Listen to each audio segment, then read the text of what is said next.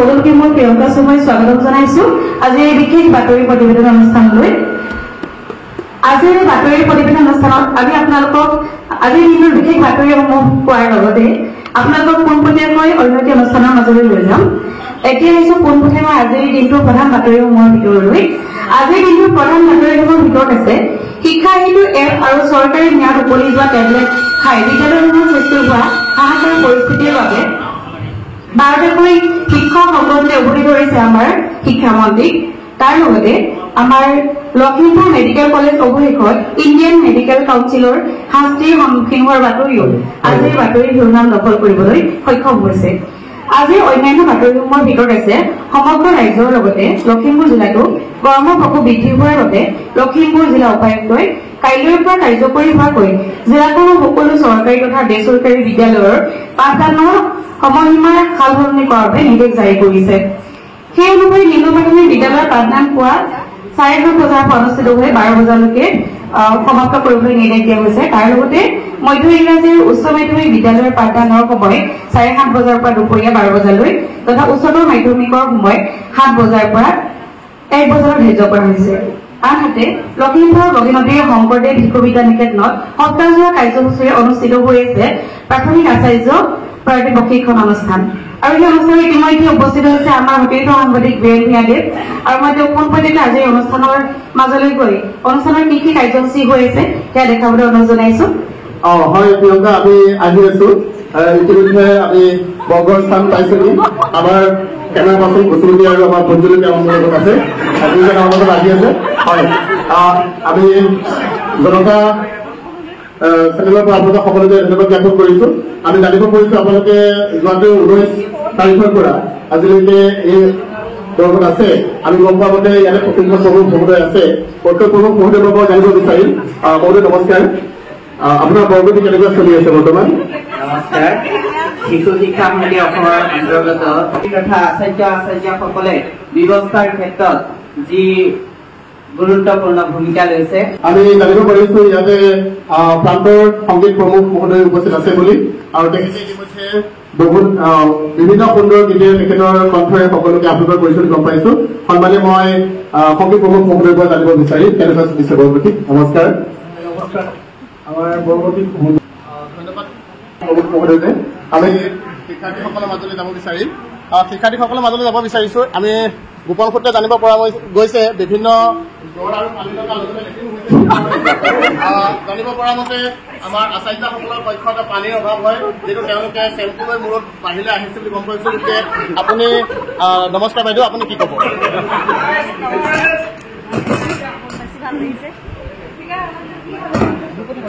ভাল লাগিছে, বহুত বেছি ভাল লাগিছে। আমি যে সকলো এনেকে একত্ৰিত হৈ গৈছো সেইকাৰণে বেছি ভাল লাগিছে।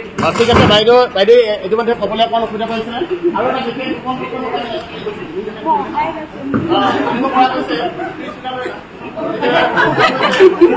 ইয়াতে পানী যথেষ্ট অভাৱ হৈছে আৰু প্ৰথমতে কাৰ্যসূচী গম পোৱা গৈছে যথেষ্ট খাদ্যৰ মানে জলকীয়া দিয়াৰ কাৰণে গোটেইসকলে নেটলৈ গৈছে বুলি কৈছে। গতিকে মই ইয়াৰ এগৰাকী শিক্ষাৰ্থীক মই সুধিব বিচাৰি আপুনি নেটিং কেইবাৰ গৈছে?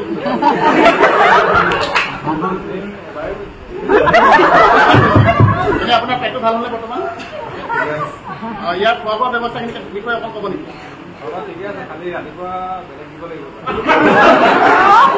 ঠিক আছে দিয়ক, আপোনাৰ আমি বিচাৰিম বেলেগ খাদ্য ব্যৱস্থা কৰিব।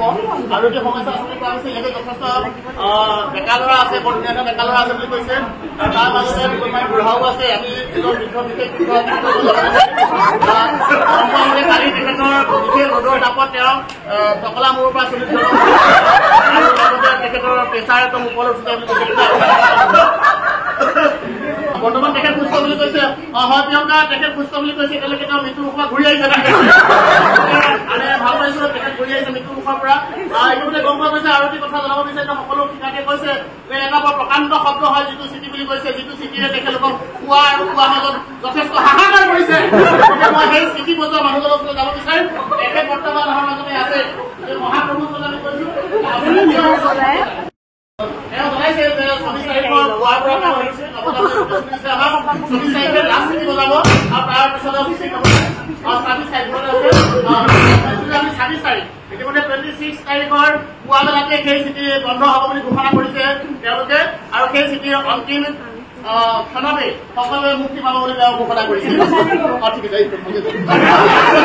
মই শেষতে ইয়াৰ দেখাইছো যে সকলোৱে এতিয়া হাঁহি মুখে আছে আৰু এজন মানুহ আছে বুলি কৈছে বৰ ডাঙৰ ডাঙৰ চিঞৰ মাৰে। গতিকে সেই মানুহজনৰ কাষতো দুগৰাকী মানে বাহিৰ ওলাইছে বুলি কোৱা শুনিছো।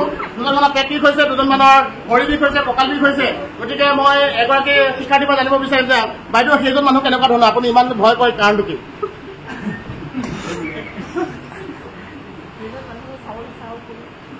মানুহজন ইতিমধ্যে ইয়াত আছে নাই আমি ধৰিব পৰা নাই। তেখেতৰ বিষয়ে আমি জানিবলৈ বিচাৰিম। তেখেতে চিনি পোৱা নাই, হয়তো ভয়তে তেওঁ মাত শুনি ভয়টো ভয় গৈছে। গতিকে মই আৰু বেলেগ দেখাতে ভয় লাগে, গতিকে সকলো দিগদাৰ ট্ৰেইনিঙলৈ অহা মানুহ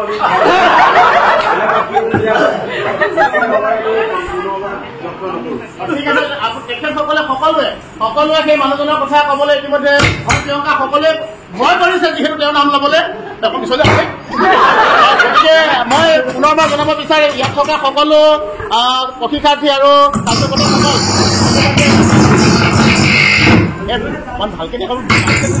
ভালকে বাজি দিছে ন। ইতিমধ্যে সকলোবিলাকে কৈছে যে ইতিমধ্যে তেওঁলোকে ভাল পাইছে, বেয়া পোৱা নাই। মই শেষবাৰ মানে প্ৰিয়ংকাক জনাম যে আমি এটা গোপন সূত্ৰৰ মতে জনামতে যে ৩ নম্বৰ দিনা আমাৰ সন্মানীয় প্ৰশিক্ষণ প্ৰমুখ মহোদয়ে মূৰত চেম্পুলৈ বাহিৰলৈ ওলাই অহা দেখা গৈছিল, কিন্তু খন্তেক পাছতে তেওঁ আকৌ নিৰ্মল এই লেট্ৰিনত থকা পানীয়ে মোৰ গাত ধৰি ওলাই আহিছিল। আপোনালোকক মই অনুৰোধ জনাম আপোনালোকে সেই পানী সৎ ব্যৱহাৰ কৰিব আৰু ভোজনৰ প্ৰতি ধ্যান দি অনুষ্ঠানটো সফল কৰাৰ কাৰণে মই সকলোকে অনুৰোধ জনাম। লাষ্টত মই সকলোকে ধন্যবাদ জ্ঞাপন কৰিছো। হয় প্ৰিয়ংকা, মোৰ আজিৰ এই অনুষ্ঠান মোৰ কেমেৰা পাৰ্চন প্ৰস্তুতি আৰু ভোজলকীয়া মই ধন্যবাদ। মই অভিজ্ঞ সাংবাদিক বেন ভৈলক ধন্যবাদ জনাইছো। বিদ্যাভাৰতীৰ তত্ত্বাৱধানত শিশু শিক্ষা সমিতিয়ে আয়োজন কৰা ঠিক অনুষ্ঠানে ইতিমধ্যে বগীনদীৰ লগতে সমগ্ৰ লখিমপুৰতে চাঞ্চল্যৰ সৃষ্টি কৰিবলৈ সক্ষম হৈছে আৰু ইতিমধ্যে আমি প্ৰশিক্ষাৰ্থীৰ লগতে প্ৰশিক্ষকসকলৰ মনৰ ভাবো জানিব পাৰিলো। আৰু আজিৰ বিশেষ প্ৰতিবেদনৰ পাছতে মই আজি ষ্টুডিঅ'ৰ পৰা বিদায় লম। ধন্যবাদ।